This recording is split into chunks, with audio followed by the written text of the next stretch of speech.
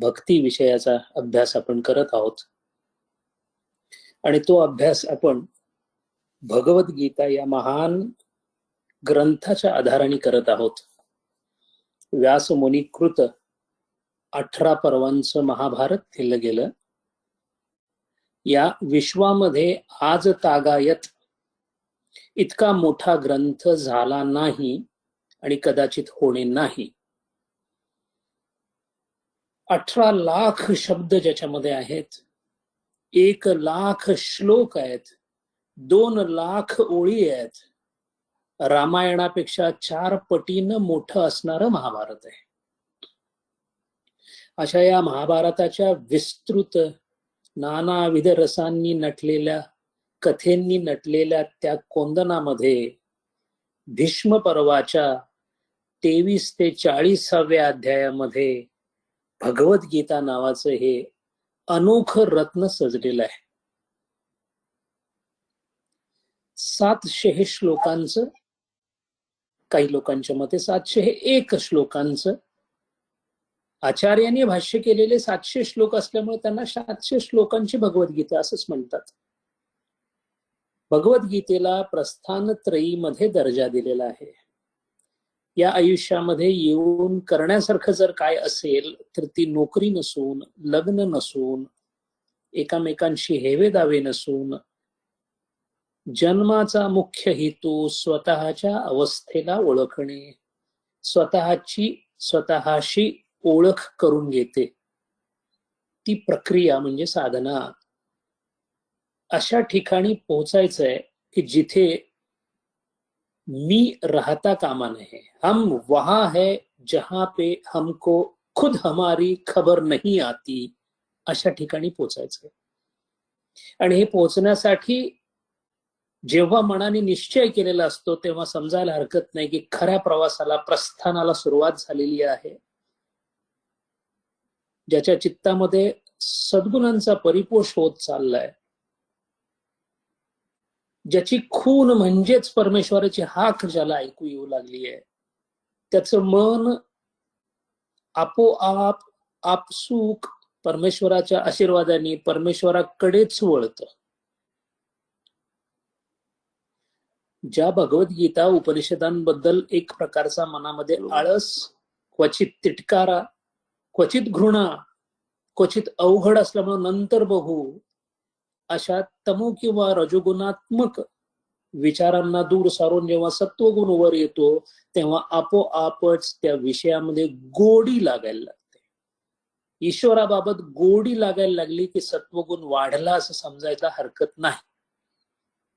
आणि म्हणून मग या प्रस्थानत्रयीमध्ये उपनिषद, ब्रह्मसूत्र आणि भगवद्गीता या न्यायानी ज्याला उपनिषद समजलं, ज्याला ब्रह्मसूत्र समजलं, त्यांनी भगवद्गीतेला हात घालावा. असा जरी विचारशास्त्री असला तरी प्रघात मात्र भगवद्गीतेचाच प्रत्यक्ष अभ्यास करण्याचा आहे. उपनिषद श्रुती प्रस्थान आहे, ब्रह्मसूत्र न्याय प्रस्थान आहे आणि भगवद्गीता स्मृती प्रस्थान आहे.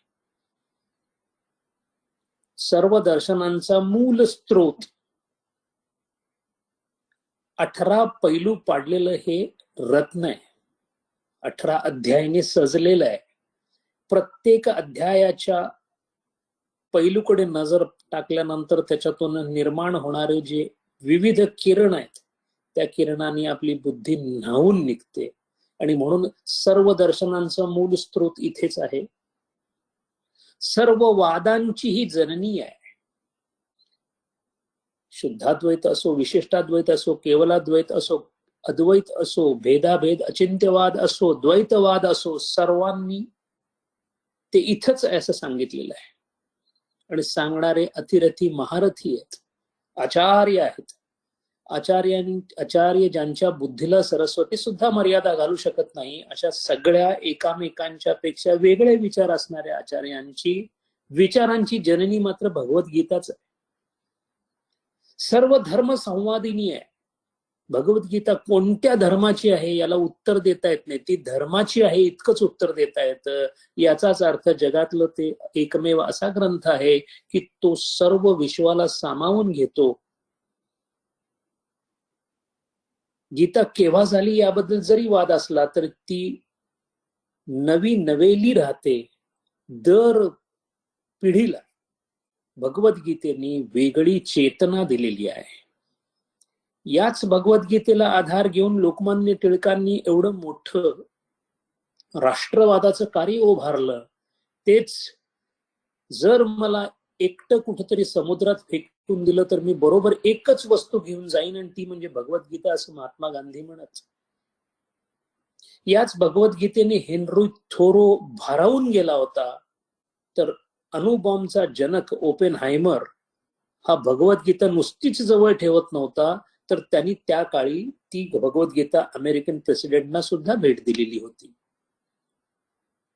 अशी ही विश्वतोमुख असणारी, अजरा, जी कधीच वृद्ध होत नाही, अशी भगवद्गीता जी आहे, त्या भगवद्गीतेच्या संदर्भाने आपण थोडासा भक्तीचा विचार करण्याचा प्रयत्न करतो. भगवद्गीता वाचणं कदाचित सोपं असेल, पण लक्षणार्थाने नेमका भगवद्गीतेचा अर्थ सांप्रदायिक पद्धतीने जर समजावून घेता आला नाही तर घोटाळे होण्याचा भयंकर संभव असतो. म्हणून भगवद्गीतेचं वाचन हे सांप्रदायिक पद्धतीनेच होतं, व्हावं अशी अपेक्षा आहे.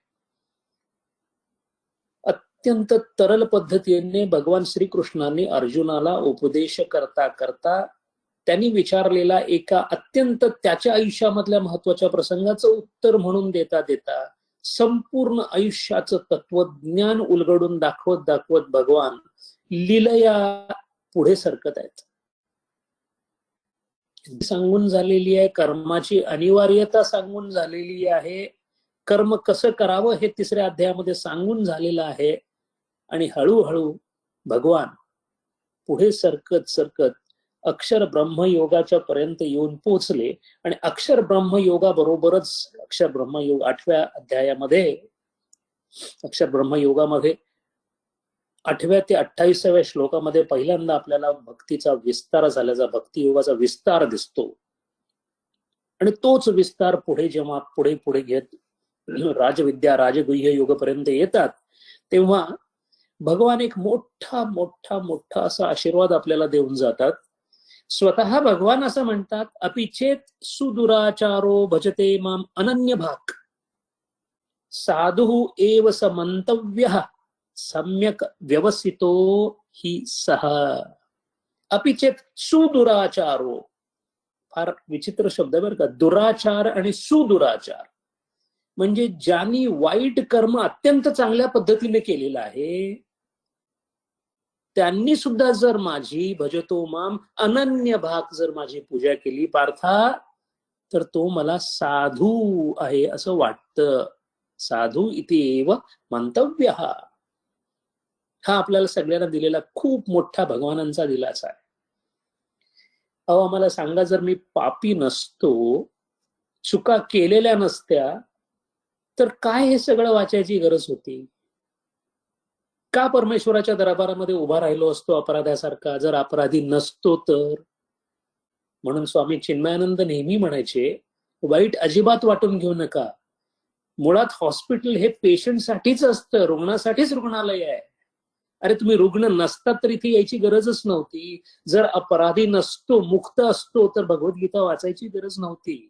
आणि इतकंच नव्हे, मनामध्ये जी भीती आहे की माझ्या हातून खूप चुका होत आहेत, चुका होत राहतायत, भगवान मला क्षमा करतील का, याचं स्पष्ट उत्तर आपल्याला या श्लोकामध्ये दिसतं. अपिचेत सुदुराचारो.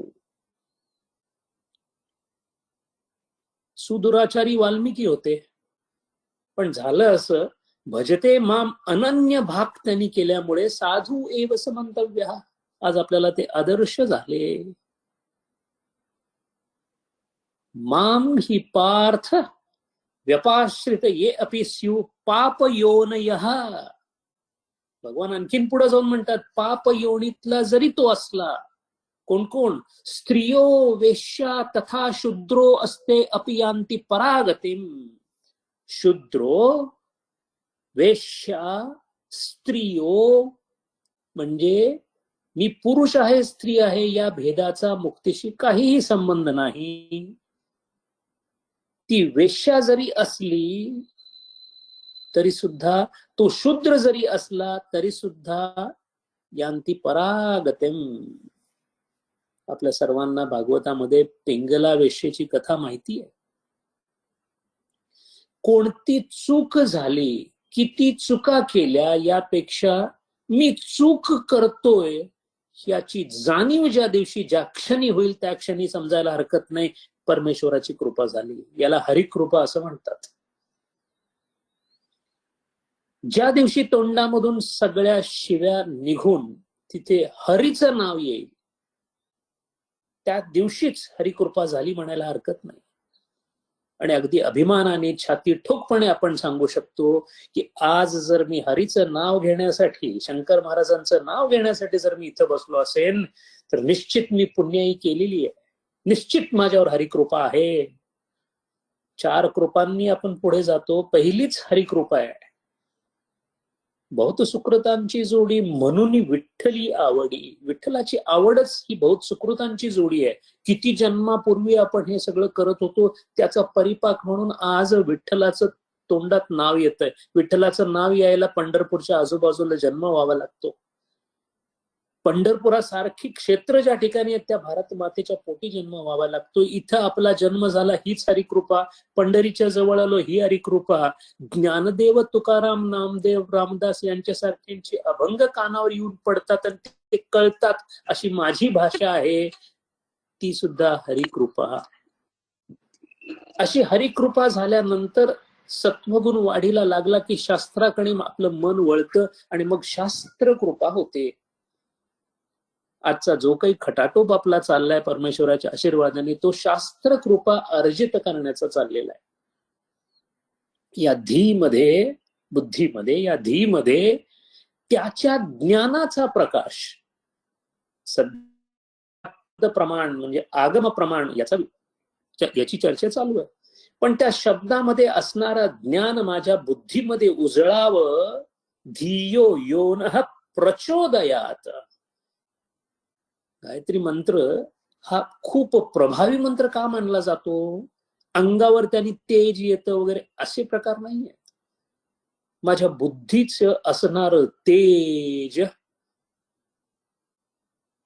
कारण तेज जे आहे ते तेजात समाविष्ट होऊ शकतं, कारण तो तेज रूप आहे. त्यामुळे माझ्या बुद्धीमध्ये असणारी माझी धी हीच जर तेज रूप असेल, जी त्याचीच प्रतिकृती असेल, तर तेजाचे तेजाशी मिळणे हे दुरापास्त राहत नाही. म्हणून कानोपात्रा म्हणाली, सगळं काही कानोपात्रानं चुकीचं केलं, करायचं होतं, त्याच्यावर निर्बंध लागले, काही झालं. जेव्हा सुलतान मागे लागला तेव्हा हरिणीचे पाडस व्याधे धरी येले, याला भजते माम अनन्य भाग असं म्हणतात.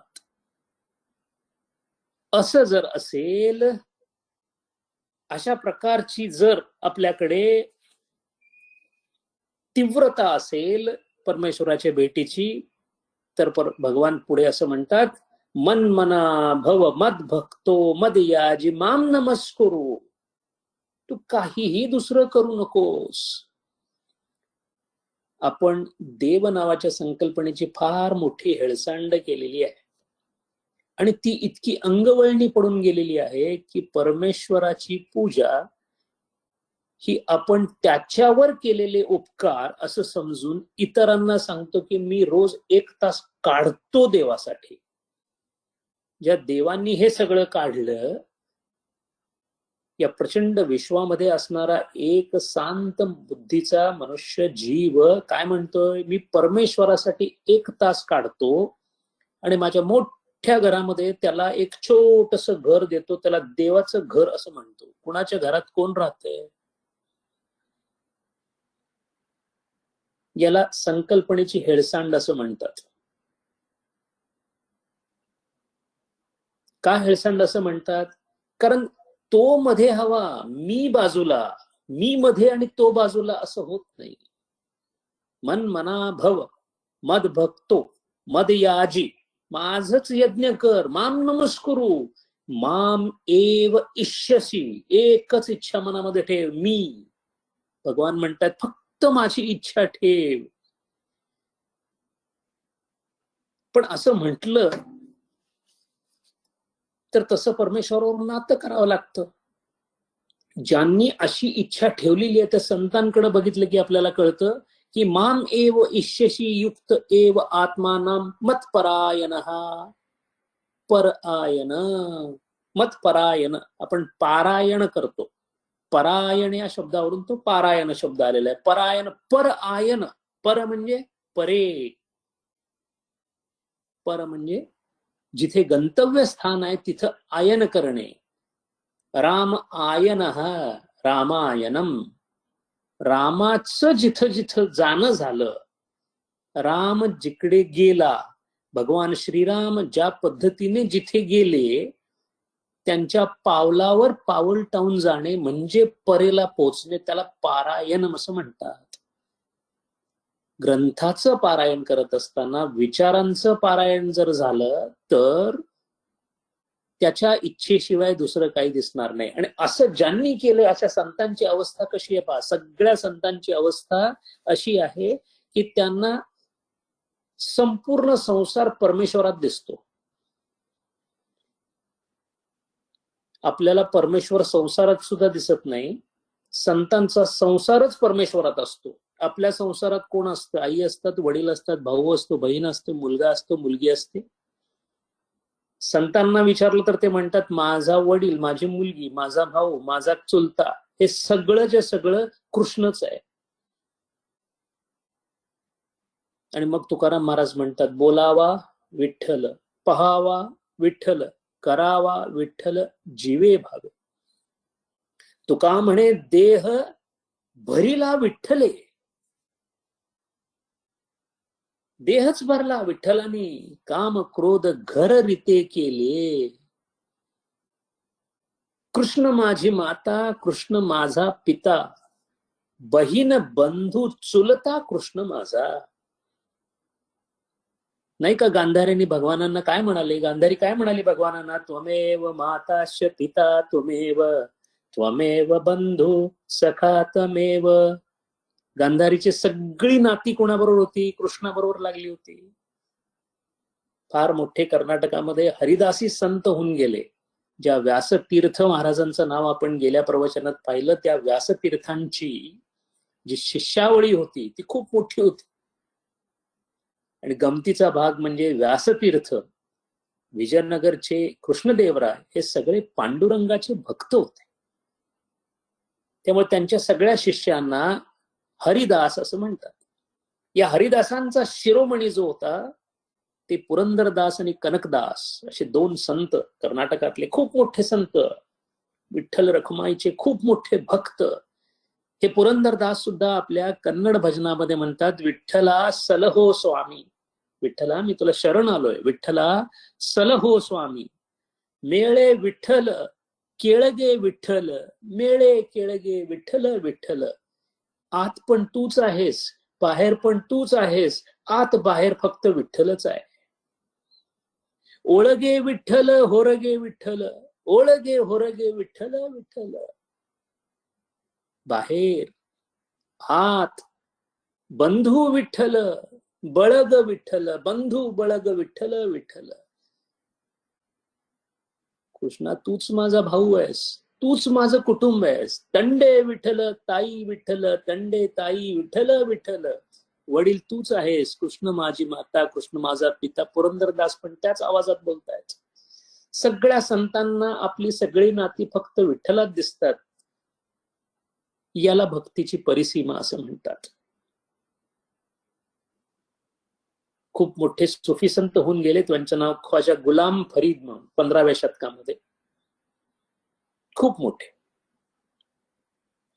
सिखांचं सुवर्ण मंदिर आपण सर्वांनी ऐकलं असेल. त्याचा पायाभरणी ज्यांनी केली त्या सुफी संतांचं नाव आहे ख्वाजा गुलाम फरीद. ते वर्णन करतायत.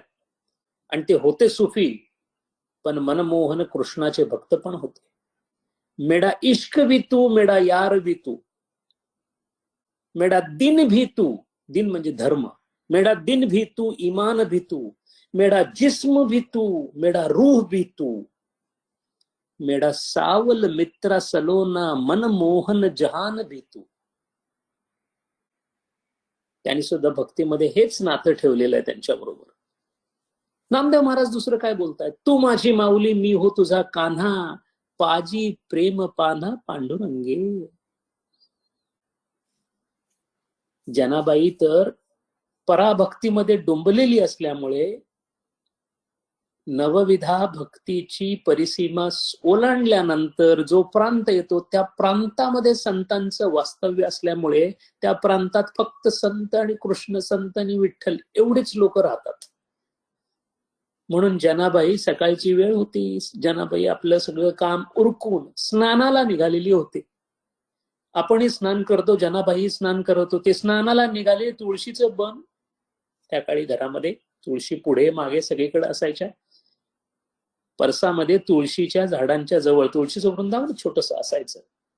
त्या वृंदावनामध्ये गेली. आता स्नान करायचंय म्हणून आपली वेणी सोडत होती आणि लक्षात आलं की हात थकलेले आहेत. वेणी सोडण्यासाठी मागे हात करणं जरा दुःखद होतं. एवढ्यात लक्षात आलं की कोणीतरी आपली वेणी उकलतोय, कोणीतरी सोडवून देतोय. जनाबाईंनी वळून पाहिलं नाही. जनाबाईंच्या लक्षात आलं की प्रत्यक्ष कान्हा इथे आता मदतीला आलेला आहे. तुळशीचे बनी जनी उकलते वेणी. आणि मग नुसतं वेणी नाही घातलं, चक्रपाणीनी हातामध्ये लोणी घेऊन तिच्या डोक्यावर तेल लावतात तसं लोणी लावलं आणि स्वतः जनाबाईला हात धरून स्नानासाठी घेऊन गेले. जनी सांगे सर्व लोका, न्हाऊ घाली माझा पिता. महाराज, हे नातं आहे, याला भक्ती म्हणतात. इतक्या उत्कटतेनं जर ते नातं दृढ झालं तर त्याला मन मना भव मद भक्तो मद याजी माम नमस्करू असं म्हणतात. इतकं झाल्यानंतर अर्जुन भारावून गेलेला आहे. अर्जुन तर्काने भगवानांचं बोलणं समजावून घेण्याचा प्रयत्न आतापर्यंत करत होता, पण आता मात्र अर्जुन आणि पार्थ आणि भगवान यांच्यातलं नातं वेगळं होत चाललंय, कारण आता भक्तीचा उदय होत चाललाय. आता सखा बोलतोय. आता शिक्षक अर्जुन बोलत नाहीयेत, कारण हळूहळू भक्तीची बीज रोवत भगवान पुढे चाललेले आहेत. सगळे योग सांगून झालेत, पण सगळ्यातला उत्तम योग जो भक्ती योग, जो कलियुगाला योग्य आहे, तो आता पूर्ण विस्तारित होत पुढे 12व्या अध्यायामध्ये जाणार आहे. म्हणून आता आपल्याला असं दिसतं की ते हळूहळू सांगायला सुरुवात झालेली आहे. आता अर्जुनाच्या चेहऱ्यावर जे आश्चर्य आलेलं आहे ते असं की भगवान सगळं भक्तीबद्दल बोलतायत. मग प्रश्न असा पडतो की भगवान, मी पूजा कशी करू, कुणाकुणाची करू, कोणत्या पद्धतीने करू? आता मनामध्ये प्रश्न भक्तीबाबत यायला लागले. आणि जर भगवान म्हणतात की सगळीकडे मी आहे, मी इतक्या इतक्या रूपात आहे, तर मी सगळ्या रूपांची पूजा करू की एका रूपाची पूजा करू की निराकाराची पूजा करू की निर्गुणाची पूजा करू? आता भक्तीचे प्रश्न त्याच्या मनामध्ये यायला लागलेले आहेत. आणि मग भगवान म्हणतात, विभूती योग सुरू होतो. अहम सर्वस्य प्रभवो मत्तः सर्वं प्रभवन्ते इति मत्वा भजन्ते माम बुधा भाव समान्वितः. अहम सर्वस्य प्रभवो मत्तः सर्वं प्रभवन्ते. अर्जुना, काहीही घे या विश्वातलं, फार मोठा उपदेश आहे. कोणत्याही धर्मावर टीका करण्याची कोणतीही हेतू नाहीये, पण तुलना करायला हरकत नाही. देवाशी लागणारं नातं हे जगातल्या कोणत्याही पदार्थामध्ये देव पाहून लावता येतं, ही हिंदू धर्माची देण आहे. आणि केवळ प्रेषितांमध्येच परमेश्वराचा अंश पाहावा अशी आज्ञा असणारे धर्म आहेत. हा फरक आहे. याच्यामध्ये उच्च नीचचा भाव नाहीये. सगळीच रत्न आहेत, सगळेच धर्म रत्न आहेत, पण या हिंदू धर्म नावाच्या रत्नाचं जे काही वेगळेपण आहे ते इथं आहे. जे तुला वाटेल, जिथं तुझा भाव दृढ होईल, तोच भाव तोची देव. गवताच्या पात्यापासून ब्रह्मदेवापर्यंत कोणाचीही पूजा होऊ शकते, कारण अहम सर्वस्य प्रभवो मत्तः सर्व प्रभवन्ते इति मत्वा भजन्ते. म्हणून एक सूफी संत म्हणतो की खरं घर तुझं जे आहे ते तुझ्या सगळ्या घरांमध्ये आम्हाला शोधावं लागतंय. हमको यहां दर दर फिराया यार ने, ला मकामे घर बनाया यार ने. बिन घराचा तो बिन घर नावाचं घर घेऊन तो राहिला आणि आम्हाला इकडे फिरवतोय. अपने एक अदना तमाशे के लिए दर दर फिराया यार ने. आणि हे या प्रकारची जी भक्ती आहे ते सांगण्यासाठी आता भगवान सज्ज झालेले आहेत. तेषां सतत युक्तानां भजतां प्रीतिपूर्वकम ददामी बुद्धियोगम ते येन या उपायांती ते. उपयांती म्हणजे माझ्याकडे येणारे. हा महत्वाचा श्लोक आहे. याचं कारण असं आहे, ज्ञानानंतर भक्ती की भक्तीनंतर ज्ञान असे बरेच मनामध्ये गोंधळ निर्माण होतात. भक्ती ही प्रसरणवादी आहे. ती ज्ञानाच्या संपादनाबरोबर सुद्धा सुप्त अवस्थेमध्ये असते. ज्या वेळेला ज्ञान संपादन होतं त्याबरोबर ती प्रसरण पावते आणि ज्ञानोत्तर भक्ती म्हणून प्रसिद्धीला येते. भक्ती योगामध्ये ती सुरुवातीलाच प्रसरण पाहून भक्ताबरोबर पुढे जाते आणि वाटेतच त्याच्या झोळीमध्ये नकळत ज्ञान नावाचं रत्न टाकून देते. भक्ताला आपल्याला ज्ञान झालेलं आहे याची सुद्धा जाणीव नसते, कारण तो भक्तीमध्ये डुबलेला असतो. म्हणून भक्तिशास्त्राच्या ग्रंथामध्ये या चारही मुक्ती म्हणजे वाटेत येणारे काही वाटकरू आहेत असं म्हटलेलं आहे. आणि त्यांच्याकडे लक्ष देऊ नका, कारण लक्ष फक्त श्रीकृष्णाकडे द्यायचंय. आणि हेच इथं भगवान सांगतात की तेषां सतत युक्तानां भजतां प्रीतिपूर्वकम. जे माझी प्रीतीसह आवडीने पूर्ण आहुती देऊन जे माझी भक्ती करतात, भजताम ददामी बुद्धियोगम तम. मीच त्यांना ज्ञानयोग देऊन टाकतो. बुद्धियोग म्हणजे ज्या बुद्धीमध्ये केवळ आणि केवळ ज्ञानाचं अस्तित्व शिल्लक राहिलेलं आहे, जो वृत्ती विरहित झालेला आहे, ज्याच्या वृत्तींचा निरोध झालेला आहे, ज्याच्या चित्तामध्ये केवळ ज्ञान स्थित झालेलं आहे, म्हणजेच तो ज्ञानयोगी झालेला आहे.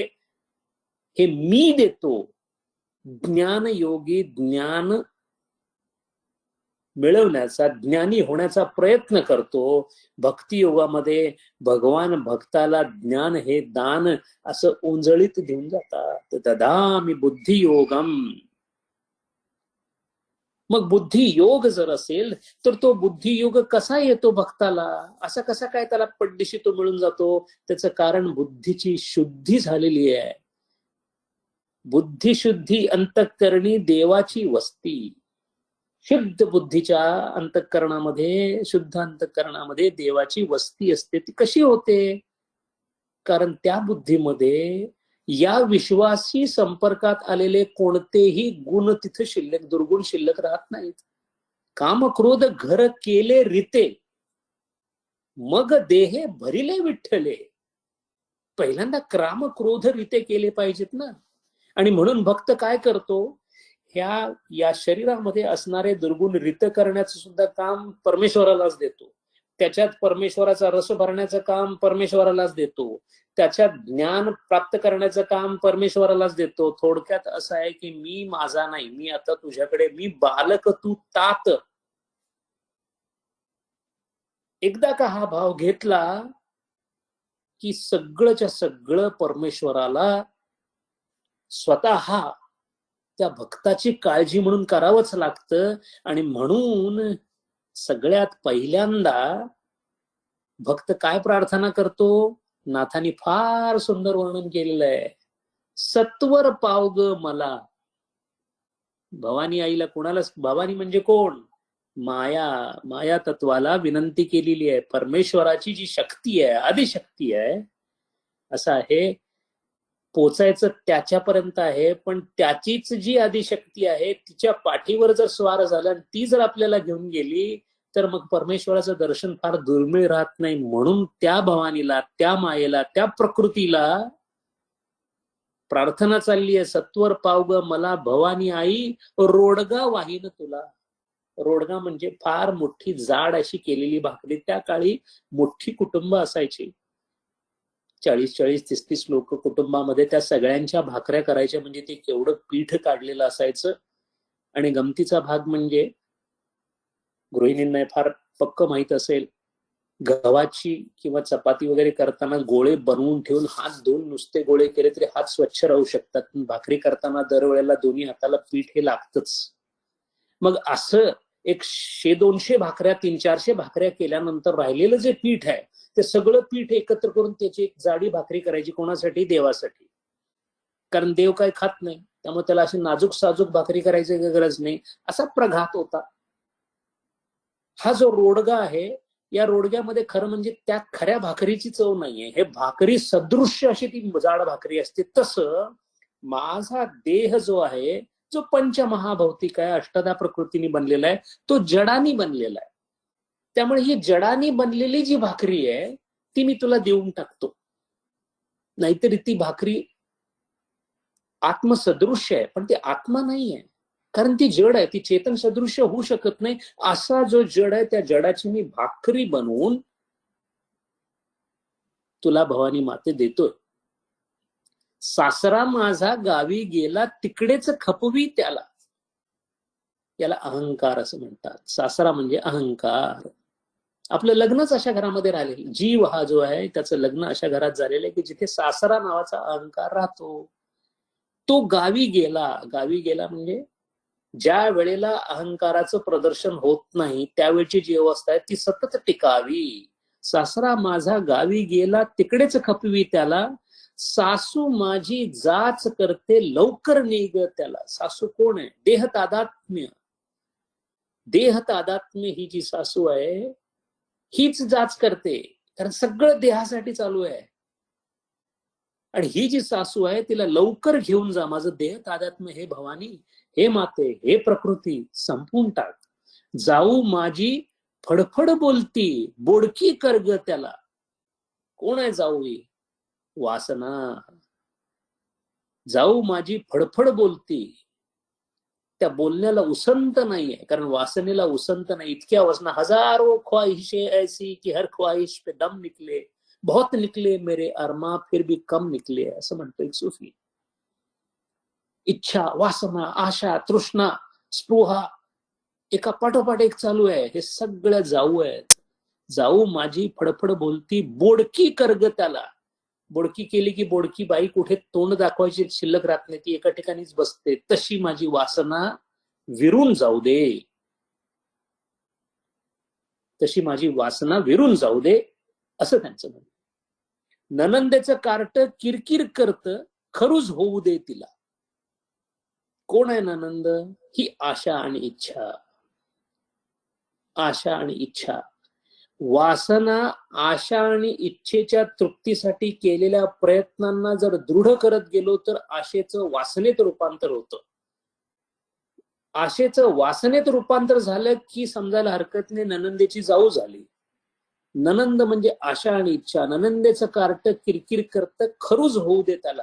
कारण ज्याला खरूज झालेली असते ते किरकिर करू शकत नाही, खर्जेकडे लक्ष लागतं. म्हणजे ती स्वतःच गुंग स्वतःमध्ये होऊन जाते. असं होऊ दे म्हणजे मला त्या आशेचा त्रास होणार नाही. दादला मारून आहुती देईन. आता प्रत्यक्ष पतीला मारण्याचं काम चालू आहे. कोण आहे दादला? ज्याच्यामुळे आपला जन्म झाला ते अज्ञान, ती अविद्या. ती नसती तर आपण जन्मालाच आलो नसतो. म्हणून तोच आपला दादला आहे.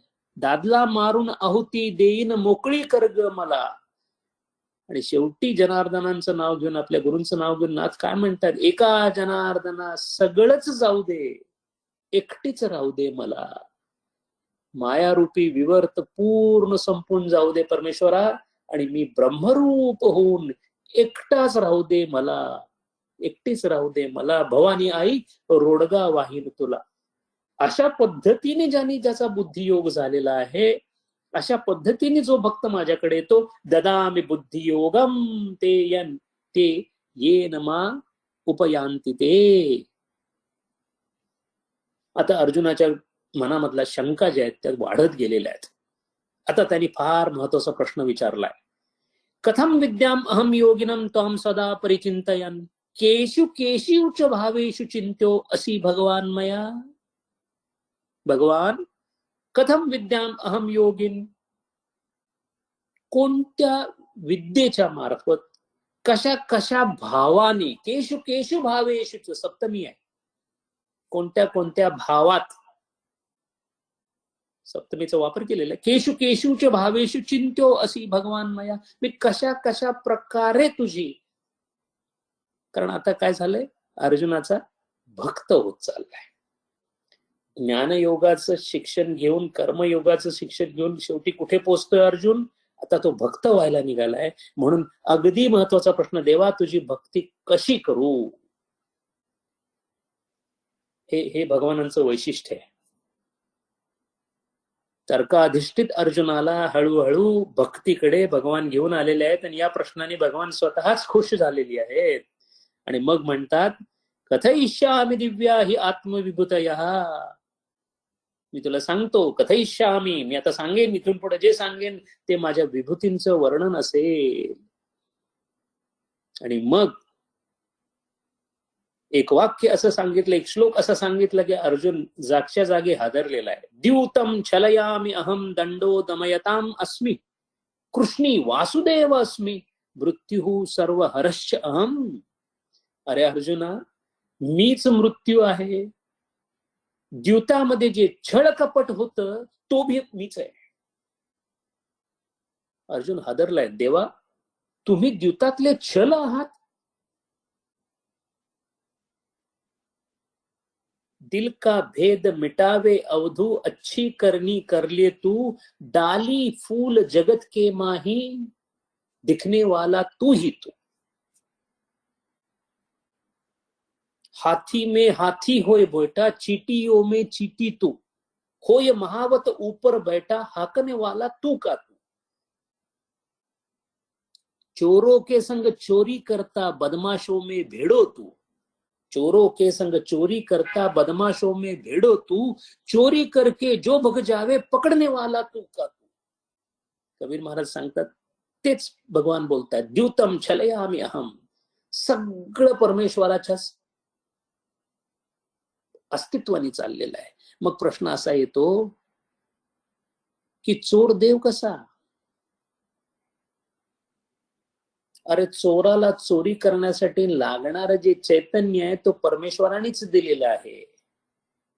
ज्या अंतःकरणामध्ये चिदाभास रूपाने तो आला, त्या चिदाभासाचा उपयोग अहंकारापोटी त्या व्यक्तीने कसा केला तो त्या व्यक्तीच्या प्रारब्धाचा आणि कर्माचा विषय आहे. सूर्याने आपला प्रकाश दिला तेव्हा तो प्रकाश देताना त्याच्यामध्ये काय काय प्रकाशित झालं याचा विचार करत नाही. रस्त्याच्या बाजूला पडलेली विष्ठा आणि एखाद्या सुंदर गुलाबाच्या फुलावर, झाडावर आलेलं गुलाबाचं फुल, दोन्हीवर प्रकाश एकसारखाच पडतो. यामध्ये सूर्यप्रकाशाचा दोष नाही, दृष्टीचा दोष आहे. तसं त्या चैतन्यानेच सगळ्या गोष्टी या जगामध्ये घडत आहेत. फक्त त्या चैतन्याचा उपयोग अंतःकरणातून अहंकार कसा करून घेतो. म्हणून मी सगळीकडे आहे. आणि सांगण्याचं कारण काय, अर्जुना, त्या चैतन्य रूपामध्ये मी जर सर्वत्र असेन, त्या सर्वत्र असणाऱ्या सर्व जीवांमध्ये तू दयाभाव ठेव, आप परभाव ठेवू नकोस. एकत्रम सर्वत्र अनुपश्यती. म्हणून संतांना कोणाबद्दलही आकस नसतो. वैष्णवांचं सगळ्यात मोठं वैशिष्ट्य जर काय असेल तर ते हे आहे की ते कुणालाही नाव ठेवत नाहीत. कुणाही जीवाचा न घडो मत्सर वर्ण सर्वेश्वर पूजनाचे. वैष्णव हा नेहमी पायावर असतो. दुष्टांच्या पायी सुद्धा वैष्णव लागतो, कारण तो दुष्टाच्या पायी लागलेला नसतो. दुष्टामध्ये असणारं दुष्टत्व बाजूला करून चैतन्य जे आहे त्या चैतन्यावरच त्याची नजर असते. म्हणून ते नेहमी शांत असतात. कारण दुष्टत्व बाजूला केल्यानंतर कोणताही आकस किंवा राग राहत नाही, भेद राहत नाहीत. भेदाचं लक्षणच ते आहे आणि भेदामुळेच क्रोध येतो. माझ्या मुलांनी असं केलं, करायला नको पाहिजे होतं असं वाटण्याचं कारणच कारण माझ्या मुलामधलं मूल एवढं मला दिसतं, त्या मुलातलं चैतन्य दिसत नाही. जरी तो माझ्या पोटी आला असला तरी तो स्वतःच्या कर्मानुसार स्वतःचं प्रारब्ध घेऊन आलेला आहे आणि त्या प्रारब्धानुसार तो आपल्या चैतन्याचा उपयोग करेल. त्याच्या अंतःकरणामध्ये असणाऱ्या संस्कारानुसार तो आपले विचार ठेवील. त्या विचारांवर माझा ताबा नाही, जरी तो माझ्या पोटी आला असला. हे ज्यांच्या लक्षात आलं ते कधीही मुलांचं पुढे काय होणार याची अजिबात काळजी करत नाहीत. करायचं कर्तव्य जरूर करतात. महात्मा गांधींचा एक मुलगा दारूच्या आहारी गेला, वेश्यागमन केलं, मुस्लिम झाला, अमुक केलं, तमुक केलं, याबद्दल गांधीजींना वाईट वाटलं. ते अंतःकरणाचा दुरुपयोग केला म्हणून, पण कोणत्याही प्रकारचा आकस मनामध्ये नव्हता. ज्या जिनांबद्दल नाव काढल्यानंतर सुद्धा आपलं रक्त खवळतं आणि तशा प्रकारचे व्यक्तिमत्व वागण्यामध्ये असून सुद्धा माझा काठियावाडचा मित्र म्हणून त्याच्या खांद्यावर हात ठेवणं इतपत केवळ महात्मा गांधीच करू जाणे. त्याचं कारण वैष्णव जनतो तेने कहिये पीर पराई जाणे रे. त्याचं लक्ष दुसऱ्याला होणाऱ्या त्रासाकडे असताना पीर पराईमध्ये दुष्टपण येतात. जसं नाथांच्या कथेमध्ये त्यांच्या स्नानाला जात असणारा जो विंचू होता तो विंचू चावायचा आणि मग नाथ परत त्याला पाण्यात सोडायची कथा सगळ्यांनी ऐकलेली आहे. विंचू आपल्या धर्माने वागेल, नाथ आपल्या धर्माने वागतात. म्हणून वैष्णवांचा धर्म जो आहे, म्हणून भक्तीसाठी वैष्णव व्हावं लागतं. आणि वैष्णव म्हणजे ज्याच्यामध्ये विष्णू अवतरलेले आहेत. मग विष्णू अवतरले असतील तर ज्या विष्णूकडे सगळेचे सगळे क्षमा याचना करतात आणि जो आपल्या अनुकंपाशील हृदयानं सगळ्यांना क्षमा करतो, तो जर विष्णू माझ्या शरीरामध्ये अवतारावा म्हणून मग मी वैष्णव व्हावं असं जर मला वाटत असेल, जर त्याच्या नावाचा तिलक मी लावत असेल, त्याच्या नावाची माळ जर घातलेली असेल, तर मग मी वैष्णवासारखं वागायला नको का? देव माझ्या घरी तेव्हा येईल जेव्हा देवाच्या घरासारखं माझं घर होईल, म्हणजे हे घर होईल. आणि ते व्हायचं असेल तर मग अहिंसा समता तुष्टी तपहा दानम यशः अयशः भवन्ति भावा भूतान मत एव पृथक विदा. जो दे उसका भी भला, जो न दे उसका भी भला, आखिर दरवेश की सदा क्या है. असं ज्याचं हृदय झालेलं आहे. अहम आत्मा गुडाकेशा सर्वभूताशय स्थित अहम आदिश्च मध्यम च भूतानाम अंतच एव. विष्टभ्यम अहम इदम कृत्स्नम एक अंशेन स्थितो जगतम. विष्टभ्यम अहम इदम, मी सगळं धारण केलंय. सभी ठोर पर जमात हमरी, सभी ठोर पर मेला. हम सब मा सब हमी मा, हम है बहुरी अकेला. असं वर्णन आहे त्याचं. वासुदेवाचं वर्णन असं आहे, एक अंशेन स्थितो जगतम, मी माझ्या एका अंशाने या जगतामध्ये आहे. माझा बाकीचा अंश बघणं पार्था सगळ्यांना शक्य नाही. माझा हा एक अंश मी जेव्हा नंतर तुला विश्वरूपाने दाखवेन त्यावेळेला तुझी भंबेरी उडेल. माझ्या अस्तित्वाला अंत नाही.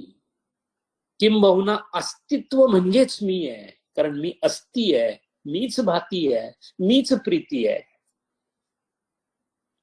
अशा प्रकारे विभूती योग सांगताना जिथे जिथे विभूती दिसते, विशेषेन भूत्वा इति विभूती ही, जिथे जिथे विशेष काही दिसेल, सामान्यात तर मी आहेच, विशेष जे काही दिसेल ते सुद्धा मीच आहे असं जाण.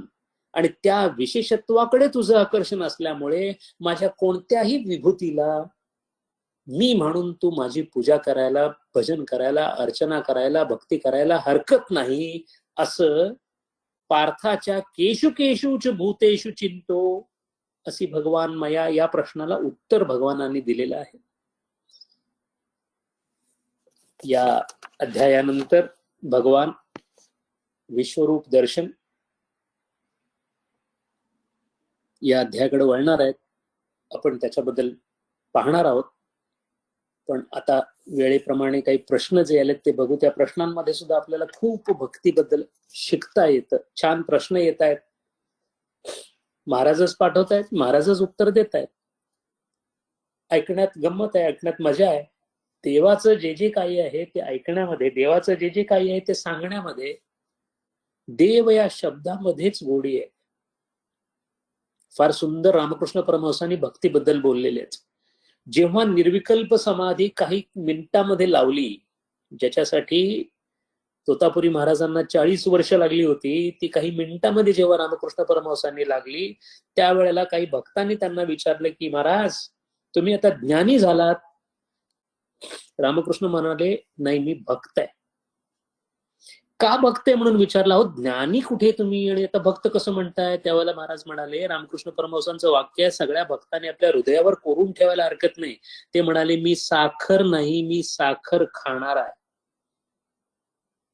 ज्ञानी साखर होऊन जातो, भक्त साखर खाणारा म्हणून राहतो.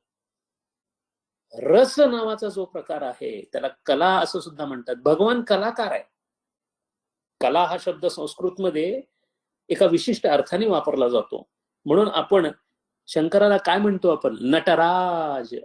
नट आहे तो, नटराज आहे. कला आहे आणि त्याच्या कलांमध्ये रस आहे. म्हणून परमेश्वराने स्वतःचा आविष्कार या विश्वामध्ये केलेला आहे. त्या आविष्कारामध्ये तो असल्यामुळं त्याच्या आविष्काररूपी अस्तित्वामध्ये आपण राहणे हा भक्तीचा कळस आहे. म्हणून श्रीमती राधाराणी, गोपिका, उद्धवासारखा ज्ञानी जेव्हा गोपी रडायला लागल्या विरहाने, खूप रडायला लागल्या, तेव्हा भगवंतांनी स्वतः सांगितलं उद्धवाला, उद्धवा तूच प्रश्न विचारतोयस ना की का रडतायत म्हणून, तर तू ज्ञानी आहेस, तुझ्यासारखा चांगला कोण मला मिळणार दुसरा, तूच जाऊन त्यांना समजावून सांग. उद्धव गेले कशासाठी? गोपींना समजावून सांगण्यासाठी की अगे रडू नका, ज्ञान वेगळं आहे. ज्ञान असतं तिथे भावना नसतात, तिथे बाकी काही नसतं. जिथं काहीही नसतं व्यतिरेक, तिथे ज्ञान असतं. सांगायला तर गेला गोपींकडे, पण गोपींची विरहाची अवस्था जेव्हा समजायला लागली तेव्हा केव्हा उद्धवाचा भक्त झाला हे उद्धवालाच कळालं नाही. म्हणून महाराज भक्तीचं महत्व अनन्यसाधारण आहे. एवढ्याच एका कारणासाठी ज्ञानानंतर सुद्धा अजून काहीतरी शिल्लक राहिले हे दर्शवण्यासाठी ज्ञानोत्तर भक्ती नावाचा शब्द वापरला जातो. आणि म्हणून एक प्रश्न आलाय आपल्याकडे की प्रेमलक्षणा भक्ती कशी करतात आणि प्रेमलक्षणा भक्ती म्हणजे काय? हे नाव बऱ्याच जणांच्या ऐकण्यामध्ये आलं असेल. प्रेमलक्षणा भक्ती, खरं म्हणजे आपण नवविधा भक्ती जाणून आहोत. प्रेमलक्षणा भक्ती म्हणजे नेमकं काय हे पाहण्यासारखं आहे.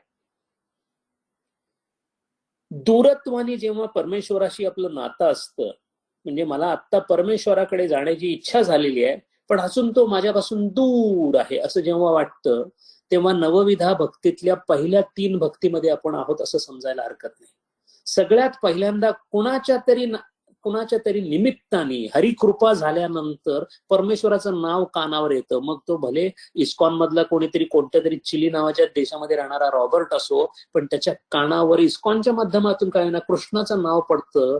आणि हे नाव पडणं म्हणजे याला श्रवण असं म्हणतात. परमेश्वराचं नाव कानावर पडलं की ताबडतोब हे जे नाव कानावर आलं हे कृष्ण हे काय आहे याची उत्सुकता वाढते.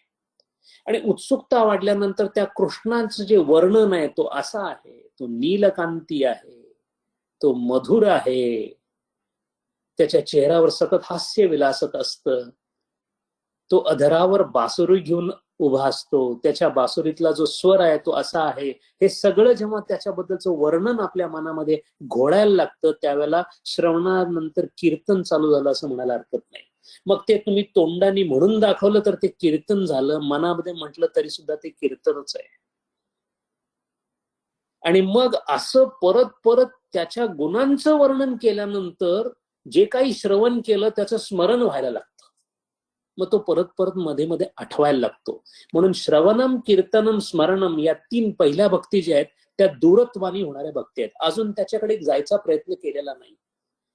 आता जेव्हा हे स्मरण तीव्र व्हायला लागतं तेव्हा त्या गुणगानासहित कीर्तन करत,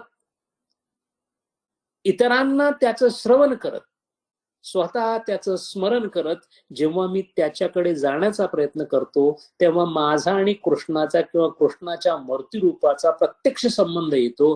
आता माझ्या समोर कृष्ण मूर्तिरूपाने सेवा घेण्यासाठी उभा आहे, याला समीपत्व असं म्हणतात. आता मी प्रांगणामध्ये मंदिराच्या नाहीये, आता मी गाभाऱ्यामध्ये आलो. आता मी सगळ्यात पहिल्यांदा काय करेन, तर माझ्याकडे इतकी ताकद नाही की मी त्याच्या डोळ्यात डोळे घालावेत. सगळ्यात पहिल्यांदा मी नतमस्तक होईन. वैष्णव हा नेहमी पायापासून सुरुवात करतो. विष्णू पादव, म्हणून तो पहिल्यांदा पादसेवनम. पादसेवन केल्यानंतर जो अधिकार मिळतो, त्या अधिकारानंतर मग मी त्याची संपूर्ण पूजाच करायला सुरुवात करतो, अर्चनम. आणि हे पादसेवन आणि हे अर्चन करता करता जेव्हा माझ्यातला अहंकार हळूहळू संपत जातो, म्हणजे जसा हळूहळू विष्णू माझ्यामध्ये येतो आणि मी वैष्णव व्हायला लागतो, तेव्हा मी दोन्ही हात जोडून अत्यंत कफल्लख, आध्यात्मिक दृष्ट्या कफल्लख म्हणजे ज्याचा अहंकार पूर्ण गेलेला आहे, अशा पद्धतीने दोन्ही हात जोडून परमेश्वराला मी वंदन करतो. या पादसेवन अर्चन आणि वंदनला समीपत्व भक्ती किंवा दुसरा टप्पा, दुसऱ्या 3 म्हणजे 6 भक्ती इथे पूर्ण होतात. याच्यानंतर आता माझा आणि परमेश्वराचा, कारण परमेश्वर मला आता ओळखायला लागतो.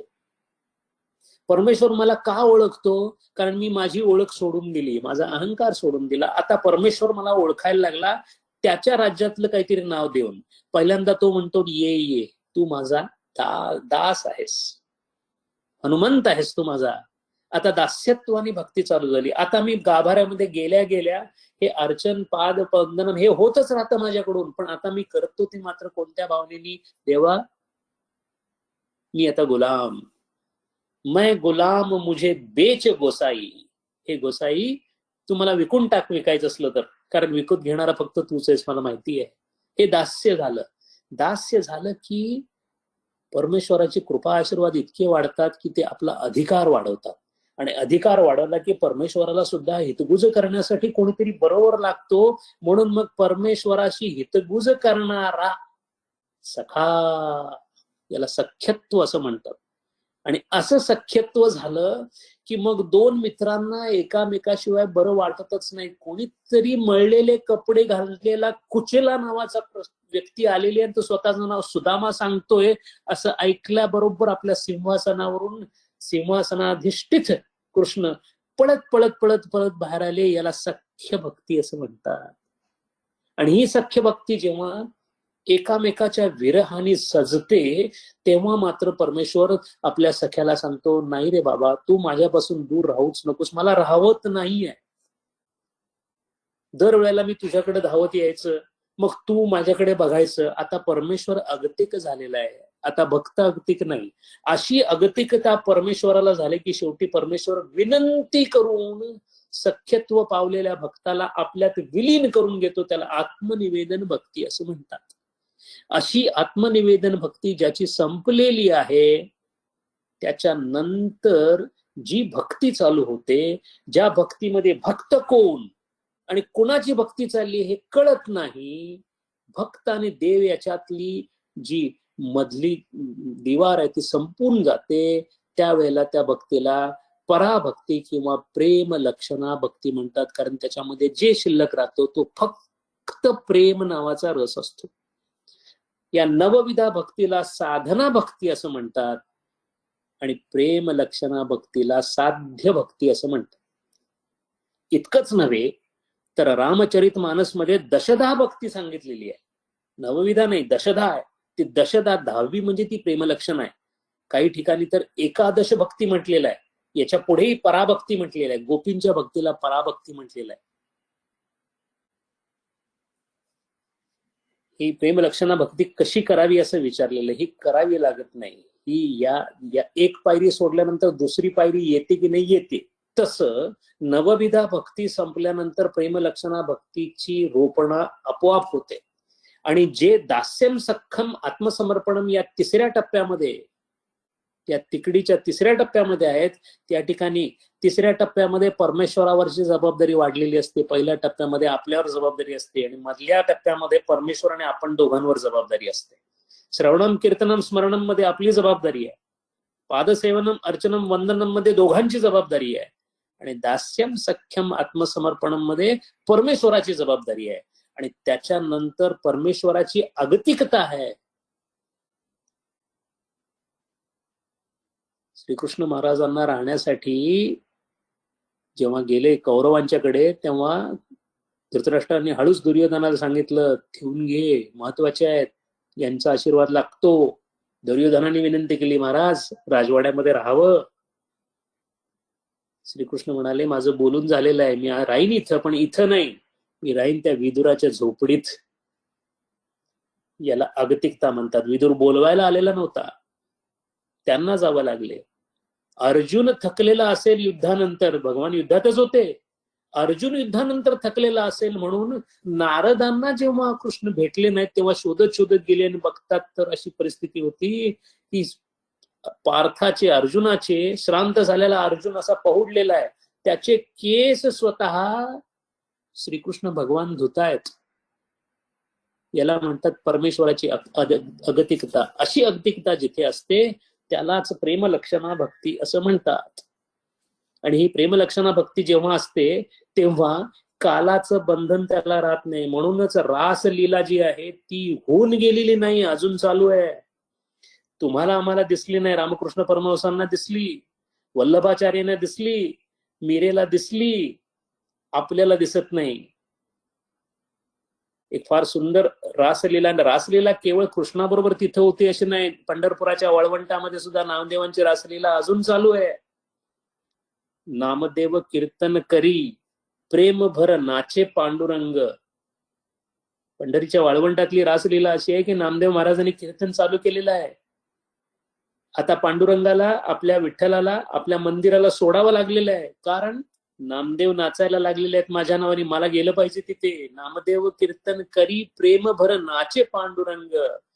तेवढ्यात तिथं जनाबाई आलेली आहे. जनाबाई म्हणे देवा बोला अभंग.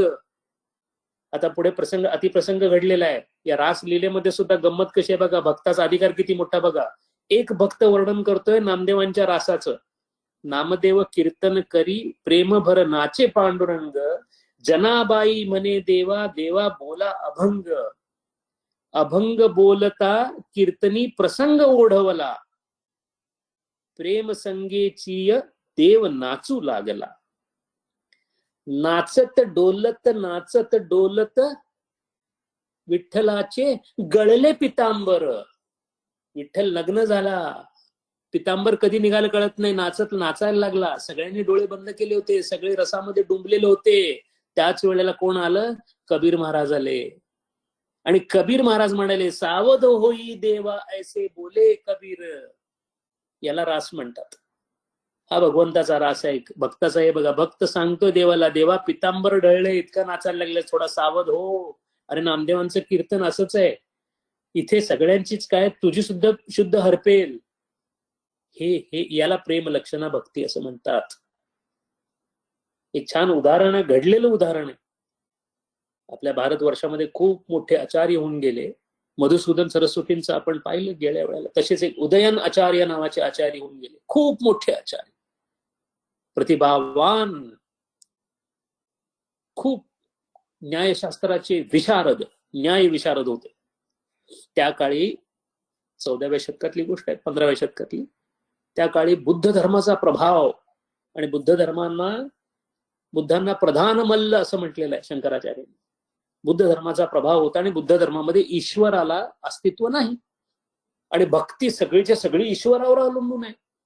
म्हणून अख्ख्या बुद्ध संघातल्या सगळ्या मुनींना वादांमध्ये परास्त करत हे उदयनाचार्य यांनी एक, मूळचे नैयायिक जरी असले तरी एक ग्रंथ लिहिला, ईश्वर सिद्धी नावाचा ग्रंथ आहे. अत्यंत शास्त्र शुद्धरित्या त्यांनी ईश्वराचं अस्तित्व सिद्ध करून दाखवलेलं आहे.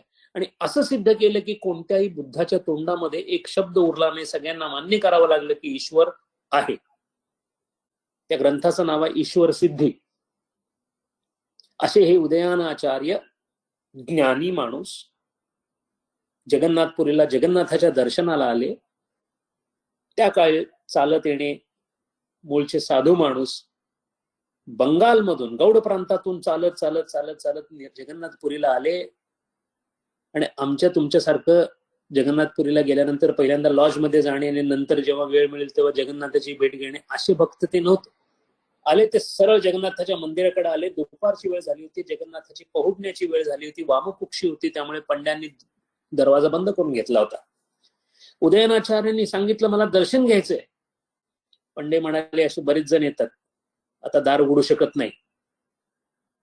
हे ऐकल्यानंतर उदयनाचार्य डोळे बंद केले आणि भगवंताला म्हणाले, ऐश्वर्य मदमत्तोसी जगन्नाथ, हे जगन्नाथा तुला एवढं ऐश्वर्य, ऐश्वर्य मदमत्तोसी जगन्नाथ, उपस्थिते बौद्धेषु मदधीना तव स्थिती. अरे तुझं अस्तित्व मी त्या बुद्ध लोकांच्याकडे सिद्ध करून आलोय आणि तू मला माझं दर्शन देत नाहीस. पंडे बघत राहिले. दरवाजा आपल्या आप स्फोट व्हावा तसा उघडला आणि समोर डोळ्यांच्या समोर जगन्नाथांनी उदयनाचार्यांना दर्शन दिलं. याला प्रेम लक्षणा भक्ती असं म्हणतात. प्रेम आणि ज्ञानामध्ये जो फरक आहे तो असा आहे की ज्ञान मार्गामध्ये संयोगाची पराकाष्ठा आहे, भक्ती मार्गामध्ये वियोगाची पराकाष्ठा आहे. कोणताही भक्त देवाला मला सामावून घे असं म्हणत नाही. तुकाराम महाराज तर विठ्ठलाला खिजवतात की मला जो काय आनंद मिळतोय तो तुला मिळू शकत नाही, कारण तू आराध्य दैवत आहेस, मला आराध्य व्हायचंच नाहीये. वियोग पराकाष्ठा, त्याला प्रेमलक्षणा भक्ती असं म्हणतात. दुसरा एक प्रश्न आहे, सगुणातून निर्गुणात कशी जाता येईल? सगुण आणि निर्गुण या दोन गोष्टी आपण व्यवस्थित समजावून घ्याव्यात. आपण कोण आहोत? अभक्त. याबद्दल फारशी शंका असायचं कारण नाही. अभक्त जेव्हा विभक्त स्थितीतून भक्त स्थितीपर्यंत प्रवास करतो त्याला भक्ती असं म्हणतात. अभक्तानी विभक्त स्थितीतून भक्त स्थितीमध्ये जाण्यासाठी केलेला प्रवास म्हणजे भक्ती. भेद म्हणजे विभक्त, अभेद म्हणजे भक्त. आणि आपण जीव आहोत. जीव म्हणजे काय? चैतन्याची अभिव्यक्ती म्हणजे जीव. आपण व्यक्ती नाही, आपण अभिव्यक्ती आहोत. द्वारा अभितो जगती स्त्रवंतु, through me the Lord spreads himself in the world. देव माझ्या शरीरातून या विश्वामध्ये नांदतो, अशीच रचना है. सब आया एक ही घाट से, सब उतरा एक ही घाट, बीच में दुविधा पड़ गई तो हो गए बाटा बाट. ती दुविधा जी आहे तो भेद आहे. म्हणून हे जे आपलं अभिव्यक्त चैतन्य आहे हे दुसऱ्या अभिव्यक्तीमध्ये असणाऱ्या चैतन्याशी जेव्हा एक होतं तेव्हा त्या एकीकरण रूप प्रयत्नाला भक्ती असं म्हणतात. आता ज्या चैतन्याशी एकरूप व्हायचं त्याच्या प्राथमिक अवस्थेमध्ये, म्हणजे मी चैतन्य आहे, कारण मी मनाने भक्ती करणार, अंतःकरणाने भक्ती करणार, म्हणजे तरी काय, चैतन्याचा प्रवाह माझ्या अंतःकरणातून मी माझ्या आराध्य दैवतापर्यंत पोहोचवणार. ते आराध्य दैवत कसं असावं यावर माझी भक्ती कशी होईल हे अवलंबून आहे. जर माझं आराध्य दैवत रूपांनी नटलेलं आणि गुणांनी नटलेलं असेल तर ती सगुण पूजा झाली. जर मी त्याऐवजी त्याचं रूप काढून टाकलं आणि फक्त गुण ठेवले तर ती सगुण निराकार पूजा झाली. आणि मग आकार टाकला तसं गुण सुद्धा टाकले तर ती निर्गुण निराकार पूजा झाली, की निर्गुण निराकार ध्यान झालं, निर्गुण निराकार उपासना झाली. आपण आंबा खातो तेव्हा आंबा पूर्णपणे पाहून खातो, त्याचा वास घेतो, त्याची मधुरता असते, मग त्याला कापतो, त्याला धुतो, त्याला खातो. ही सगुण पूजा आहे. याच्यामध्ये आपण गुण आंब्याचे बघितले, आकार आंब्याचा पाहिला आणि मग सेवनाला बसलो. बरोबर. आता समजा एखाद्याने केवळ चव आपल्याला आणून दिली आंब्याची, आंबा नाहीये म्हणजे आकार नाहीये, फक्त चव आणलेली आहे, म्हणजे फक्त गुण आणलेला आहे. आणि आता आंबाही आणलेला नाही, चवही आणलेली नाही, पण तद्वत काहीतरी आहे अशी कल्पना करून जर मी विचार केला तर तिथे निर्गुण आणि निराकार येऊन बसेल. आता सगुणातून निर्गुणात कसे जाता येईल? सुरुवात सगुणाकडून, कारण त्याचं कारण असं सांगितलेलं आहे, क्लेशो अधिकतर हा निर्गुण. हा निर्गुण पूजेमध्ये क्लेश जास्त आहेत. कोण निर्गुण पूजा करतो? ज्यांनी सगुणाची पूजा गेल्या काही जन्मामध्ये करून जो स्वतः प्रगत झालेला आहे, तो या जन्मामध्ये आल्या आल्या निर्गुण पूजेकडे जाऊ शकतो. पण ज्यांनी सुरुवात करायची आहे त्याला मात्र सगुणाने सुरुवात, सगुणाने अंत निर्गुणात. निर्गुणाचे भेटी आलो सगुणा संगे. गोरोबा काका सांगतात आपल्याला, संत गोरा कुंभारांचा अभंग आहे. कबीर महाराज खूप सुंदर सांगतात, निर्गुण रूपी है मेरा राजा, सगुण नाम धराई. निर्गुण रूपी है मेरा राजा, सगुण नाम धराही. कहे कबीर सुनो भई साधू, निर्गुण में रम जाई. ही प्रगती आहे, हा टप्पा आहे. म्हणून सुरुवात सगुणांनी, मग निर्गुणाकडे. आणि निर्गुणाकडे कधी गेलो हे कळत नाही, कारण सगुणाच्या पूजेमध्ये साधक आपल्या पूर्ण ताकदीनुसार स्वतःला झोकून देतो, आणि जसा त्याचा अहंकार लय होत जातो तसा तसा तो निर्गुणामध्ये रमायला लागतो. आणि निर्गुणामध्ये गेल्यानंतर परमेश्वराची जबाबदारी वाढते, साधकाची कमी होत जाते.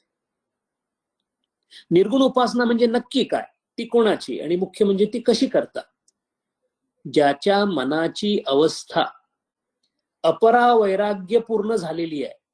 म्हणजे वैराग्याच्या 4 पायऱ्या आहेत: यतमन वैराग्य, व्यतिरेक वैराग्य, एकेंद्रिय वैराग्य आणि वशीकर वैराग्य. यापैकी यतमन म्हणजे जिथं मन प्रयत्न करतं, यत म्हणजे प्रयत्न. यतमन वैराग्य म्हणजे शमदमाचा अभ्यास करणारं मन, ही पहिली अवस्था आहे वैराग्याची, विषयापासून मनाला दूर करणे. व्यतिरेक वैराग्य, असे बरेच विषय दूर केल्यानंतर, व्यतिरेक म्हणजे कमी कमी कमी करत आणले तर एखादा विषय राहतो. असा केवळ एखाद्या विषयावर जो अडकलेला आहे तो व्यतिरेक वैराग्य आहे. आता हे सगळेच विषय संपले, पण विषयांचे संस्कार मनामध्ये ज्याच्या अजून शिल्लक आहेत, म्हणून जो मनामध्ये झगडतोय, म्हणजे जो क्षमाचा अभ्यास करतोय, त्याला एकेंद्रिय वैराग्य म्हणतात. आणि मग ज्याच्या मनामध्ये सुद्धा विषयांचे सगळे अग्निविषयांचा विझलेला आहे, ज्याचे मन विषय विरहित झालेलं आहे, त्याला वशीकर वैराग्य असं म्हणतात. असं जे मन आहे, ज्या मनामधून विषयांचं पूर्ण उच्चाटन झालेलं आहे, हे मन निर्गुण उपासनेला योग्य समजलं जातं. जेव्हा विषय, आकार, गुण, दिक आणि काल याच्या पलीकडे विषय ठेवला, विचार सुद्धा करणं किती अवघड आहे बा. निर्गुणाची उपासना का अवघड आहे? आकार, गुण, दिक आणि काल, स्पेस अँड टाइम, याच्या पलीकडं ज्याला आपल्या मनाला घेऊन जाता येतं, आणि या पलीकडं मन घेऊन जाणे म्हणजेच योगशास्त्राच्या भाषेत जर सांगितलं, जो सवितर्क, निर्वितर्क, सविचार, निर्विचार, स अस्मिता, सानंद, याच्या पलीकडे जातो, ज्याला प्रकृती लय अवस्था असं म्हणतात. पातंजली महाराजांनी त्याचं वर्णन पहिल्याच पादामध्ये केलेलं आहे. असा जो असंभूत किंवा अव्यक्त, ईशावास्योपनिषदामध्ये याचा संदर्भ आलेला आहे. यो यम असंभूताम रतः, असंभूत म्हणजे निर्गुण.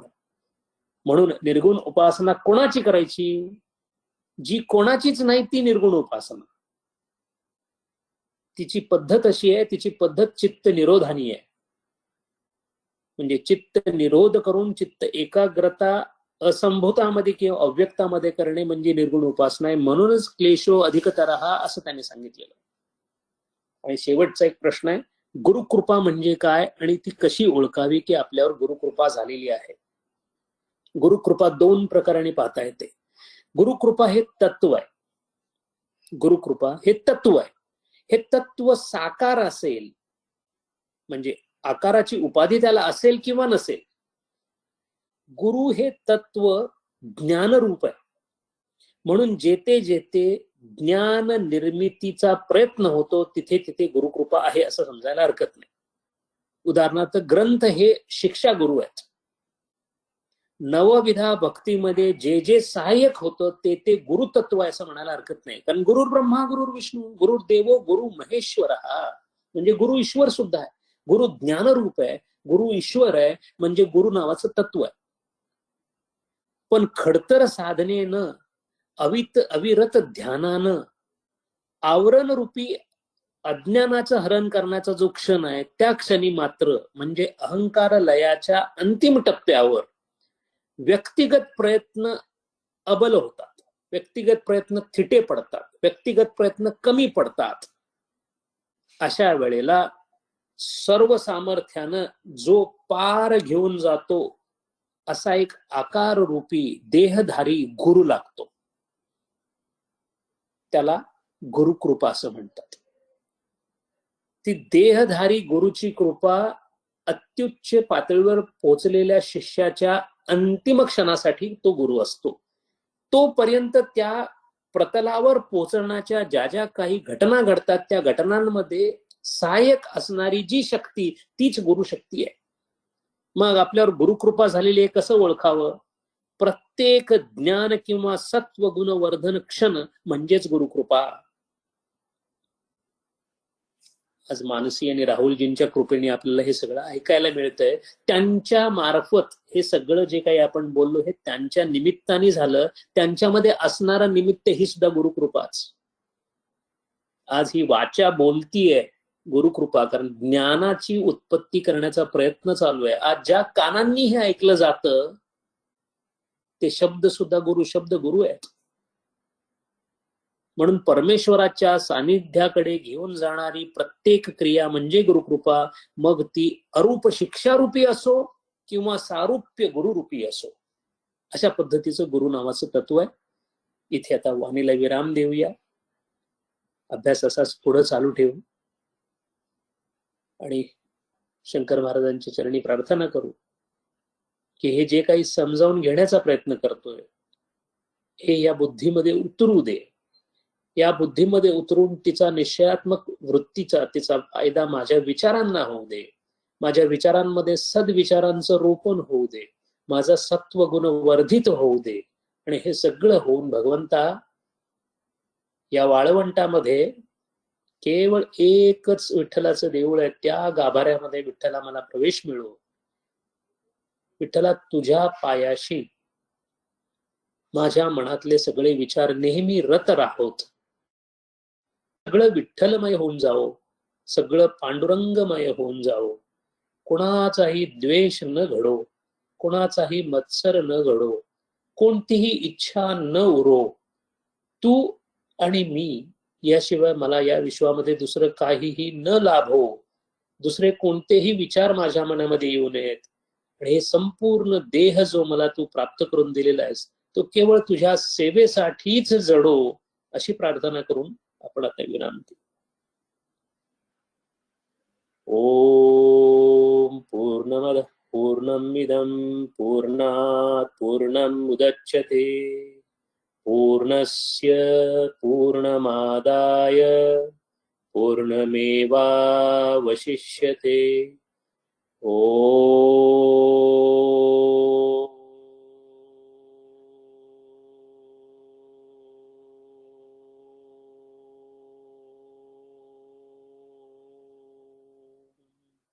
शांति शांति शांति. हरि ओम. श्री गुरुभ्यो नमः. हरि ओम.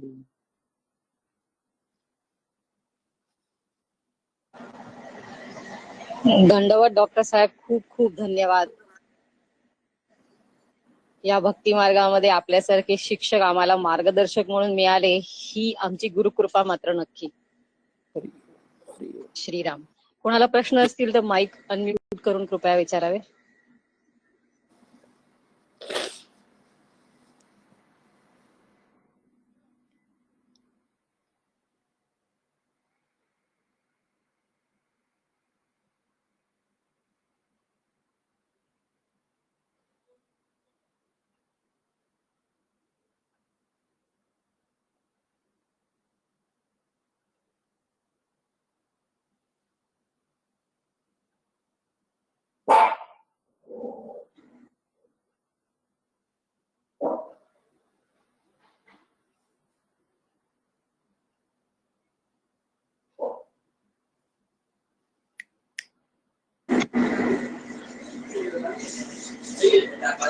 आज बहुतेक आपल्याकडे अजून ऍडिशनल प्रश्न नाहीये.